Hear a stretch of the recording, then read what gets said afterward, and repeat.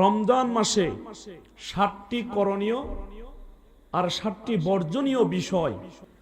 কোরআনুল কারীম, আল্লাহর কোরআন নাজিলের মাস হলো রমজান মাস। কোরআনুল কারীম নাজিলের মাস কোন মাস? রমজান মাস। অন্য কোনো কারণে নয়। রমজানের দাম, শান, শওকত, মান, মর্যাদা, রমজানের দাম বেড়েছে একমাত্র কারণ কোরআন নাজিলের কারণে। সুবহানাল্লাহ বলেন। অন্য কোনো কারণে নয়, কোরআন নাজিল হওয়ার কারণে, কোরআন নাজিল হওয়ার কারণে রমজানের দাম বেড়েছে। আখিরি জামানার পয়গম্বরের দাম সমস্ত নবীদের চাইতে বেশি হয়েছে। নবীর প্রতি কোরআন নাজিল হয়েছে এই কারণে। বলুন সুবহানাল্লাহ। রমজান মাসে কদরের একটি রজনী আছে। যত রাত আছে সব রাতের চাইতে লাইলাতুল কদর, এই কদরের রাত্রের দাম বেশি। শুধুমাত্র কদরের রাত্রে কোরআন নাজিল হয়েছে এই কারণে। বলুন সুবহানাল্লাহ। আমার ভাইয়েরা, এজন্য রমজানের 7টি করণীয় আর 7টি বিষয় হলো বর্জনীয়। 1 নম্বরে কোরআনময়, আপনাকে আমাকে কোরআনময় করে তুলতে হবে রমজান। অর্থাৎ রমজান মাসে আমরা কোরআনুল কারীমের তেলাওয়াত বেশি থেকে বেশি করব। যারা তেলাওয়াত জানি কোরআনুল কারীমের, আমরা তার তিলের সহিত কোরআনুল কারীম তেলাওয়াত করব। 5 ওয়াক্ত নামাজে, প্রত্যেক ফরজ নামাজের পর বা 5 ওয়াক্ত নামাজের ফজরের নামাজের পর মাত্র যদি 4টা পৃষ্ঠা আমি তেলাওয়াত করি, এই কোরআনের 4টা পৃষ্ঠা যদি তেলাওয়াত করি, জোহরের পরে 4 পৃষ্ঠা, আসরের পরে 4 পৃষ্ঠা, মাগরিবের পরে 4টা পৃষ্ঠা, এশার নামাজের পর 4টা পৃষ্ঠা, এই 5 ওয়াক্ত নামাজে 4 পৃষ্ঠা করে যদি পড়ি, তাহলে কয় পৃষ্ঠা মোট হয় বাবা? 20 পৃষ্ঠা। এই কোরআনে 20 পৃষ্ঠায় 1 সিফারা বলেন আর 1 পারা বলেন, 1 পারা আপনার হয়ে যাবে। তাহলে প্রত্যেক দিন আমরা যদি 4 পৃষ্ঠা করে নামাজের পরে তেলাওয়াত করি, তাহলে পুরা রমজান মাসে প্রত্যেক 5 ওয়াক্ত নামাজে 1 পারা হয়ে যাবে। পুরা রমজানে 1 মাসে 1 খতম কোরআনুল কারীম তেলাওয়াত হয়ে যাবে।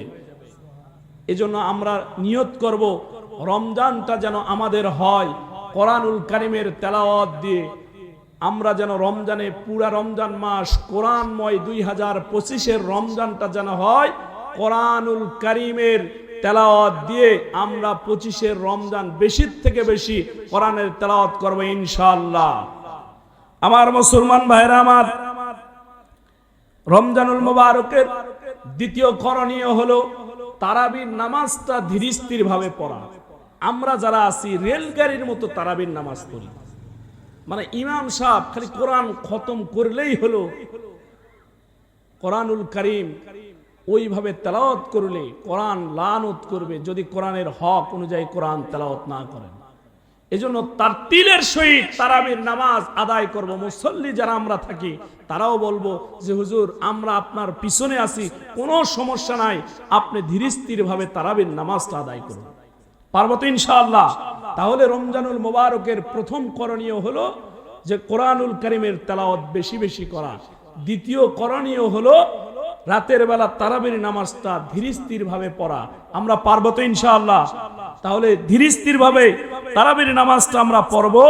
তৃতীয় করণীয় হলো আমরা তাহাজ্জুদের নামাজ, যেহেতু শিহরি খাওয়ার জন্য উঠি কিনা, শিহরি খাওয়ার জন্য উঠি, তাহাজ্জুদের নামাজ আমরা প্রত্যেক দিন রমজানুল মুবারকের শিহরি খাওয়ার আগে অথবা পরে 2-4 রাকাত নামাজ আদায় করব।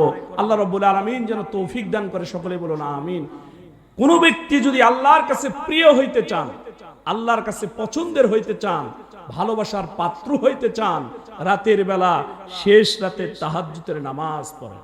দুনিয়ার সব কিছু বন্ধ হয়ে থাকে, গভীর রজনীতে আপনি আল্লাহ রাব্বুল আলামিনের দরবারে এই কপালটা আল্লাহর কুদরতি কদমে ঠেকায় দিয়ে মালিকের কাছে যা চাইবেন মালিক সেটাই পূরণ করে দিবে। দুনিয়াতে যদি ইজ্জতওয়ালা হইতে চান, সম্মানওয়ালা যদি হইতে চান, মানুষের পছন্দের যদি হইতে চান, তাহলে আপনি রাতের বেলা গভীর রজনীতে তাহাজ্জুদের নামাজ পড়ুন। আল্লাহ রাব্বুল আলামিন আপনাকে আমাকে সবাইকে, সামনে রমজানুল মুবারক, মাত্র কালকে 28 তারিখ, হয়তো এমনও হইতে পারে যে আর একটা দিন পরেই রমজানুল মুবারক একদিন পরে আসতেছে, আমরা এই আমলগুলি করব তো ইনশাআল্লাহ। আমার মুসলমান ভাইরা, এরপরে চতুর্থ নাম্বার, পারলে আমরা রমজানুল মুবারকে ইতিকাফ করব। যদি সম্ভব হয় কি করব? ইতিকাফ করব। আমরা ইতিকাফ করলে লাইলাতুল কদর আমাদের কাছ থেকে ছুটে যাবে না। আমার মুসলমান ভাইরা, আমার বাপজিরা আমার, এরপরে যদি সম্ভব হয় যতটুকু আপনার সাধ্যে কুলায় মুক্ত হস্তে দান করব। আল্লাহর নবী সাল্লাল্লাহু আলাইহি ওয়াসাল্লাম রমজান মাসে যেই পরিমাণ দান করেছেন অন্য কোন মাসে সেই পরিমাণ দান করতেন না। এজন্য রমজান মাসে যত পারবো বেশি বেশি দান করব। কারণ রমজান মাসে দান করলে আল্লাহ রাব্বুল আলামিন 70 গুণ সওয়াব দান করে দেয়। রমজান মাসে যদি 1 রাকাত নফল নামাজ পড়েন, অন্য মাসে একটা ফরজ পড়লে যেই সওয়াব হয় সেই সওয়াব আপনার আমলনামায় আল্লাহ রাব্বুল আলামিন দান করে দিবে। এজন্য ভাইরা আমার, যত পারবো আমরা সাধ্য অনুযায়ী মুক্ত হস্তে গরিব অসহায় মানুষদেরকে, ইতিম অসহায় মানুষদেরকে দান করব। বলুন ইনশাআল্লাহ।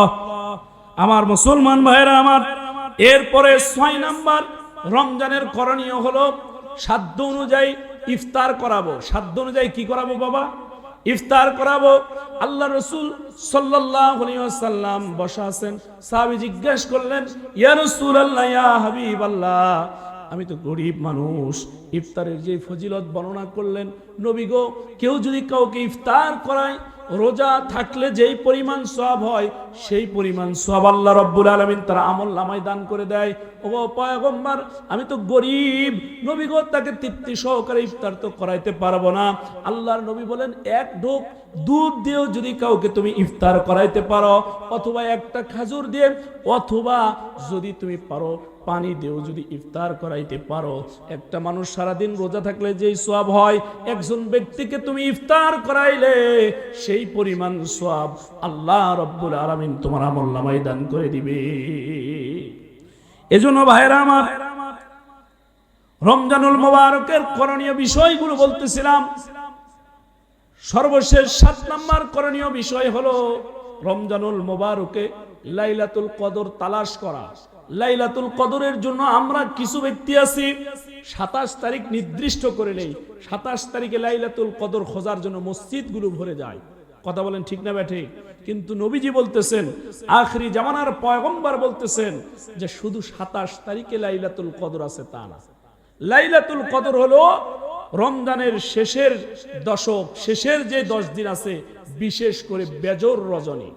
আল্লাহর নবী রমজানের শেষের 10 দিন আল্লাহর রাসূল বেজর যেই রজনীগুলো ছিল, যে রাতগুলো ছিল, সেই রাতগুলো নবীজি সারা রাত ইবাদত করেছেন। সুবহানাল্লাহ বলেন। কদর পাওয়ার আশায় সারা রাত ইবাদত করেছেন। কারণ জীবনে যদি আপনি একটা বার লাইলাতুল কদর এই রাত যদি পান, এই একটা রজনী যদি ইবাদত করেন, আল্লাহ রাব্বুল আলামিনের কাছে 1000 মাসের চাইতেও ওই একটা রাতের দাম বেশি। বলুন সুবহানাল্লাহ। এজন্য ভাইরা আমার, রমজানুল মুবারকের এই 7টি করণীয় আমরা স্মরণ রাখবো। আল্লাহ রাব্বুল আলামিন তৌফিক দান করুক। বলুন আমিন। আমার মুসলমান ভাইরা, আর 7টি বিষয় হলো রমজানুল মুবারকের বর্জনীয় বিষয়। 7টি বিষয় কি বাবা? বর্জনীয় বিষয়। তার মধ্যে 1 নাম্বার বর্জন করব, আমরা দেরি করে ইফতার করব না। দেরি করে কি করব না? ইফতার করব না। দেরি করে আমরা ইফতার করি। অনেকেই আছি যে আজান তো এখনো মুয়াজ্জিন দেয় নাই। কেরে ভাই, মুয়াজ্জিন আগের যুগের মানুষ, ঘড়ির টাইম ঠিকঠাক মতো ডিজিটাল ঘড়ির টাইম চিনে না, বোঝে না। আজান মুয়াজ্জিন দিতে একটু ভয় পায় যে আমি আগে আজান দিব, না জানি কার ওজা হয় কিনা, কারটা কি হয়, সময় কোন দিকে যায় না যায়, এদিক সেদিকের আজান শুনে সর্বশেষ আজান দেয়। আমরা আজানের অপেক্ষায় থাকবো না, ইফতারে আমরা দেরি করব না, সময় দেখে আমরা ইফতার করব ইনশাআল্লাহ। আমার মুসলমান ভাইরা আমার, 2 নাম্বার রমাদানুল মুবারকের পবিত্রতা আমরা বজায় রাখবো।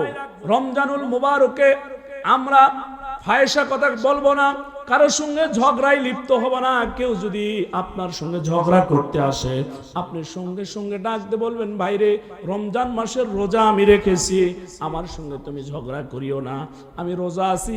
এজন্য রমজানুল মুবারকের রোজার আমরা পবিত্রতা বজায় রাখবো। আল্লাহ রাব্বুল আলামিন তৌফিক দান করুক, বলুন আমিন। 3 নাম্বার বর্জনীয় বিষয় হলো, রোজা থেকে আমরা মিথ্যা কথা বলবো না। রোজা থেকে আমরা কি করব না?